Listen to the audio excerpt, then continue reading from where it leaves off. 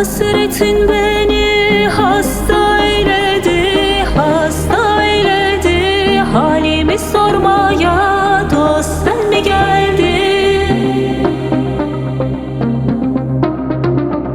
Şu garip gönlümün bağı bostanı, bağı bostanı. Ayvası turuncu dost sen mi geldin?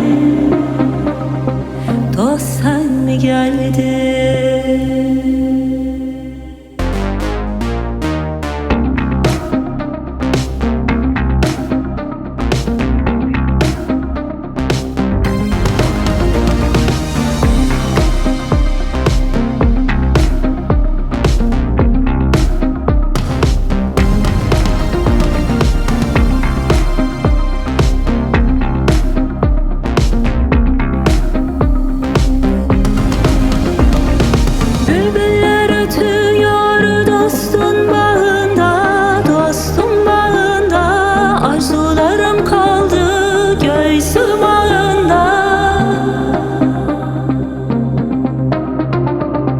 Ellerim kelepçe, cellat yolunda, cellat uğrunda.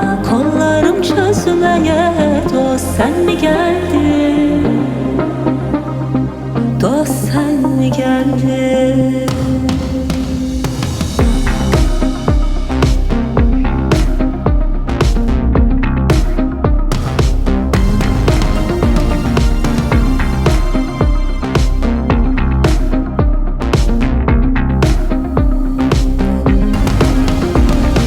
Aptal bir sultanım, sen seni düşün, sen seni düşün. Güzelsin sultanım, bulunmaz eşi.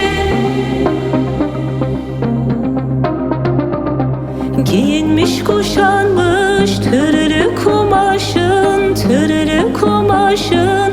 Bezenmiş bedestan, şar sen mi geldin? Şar sen mi geldin?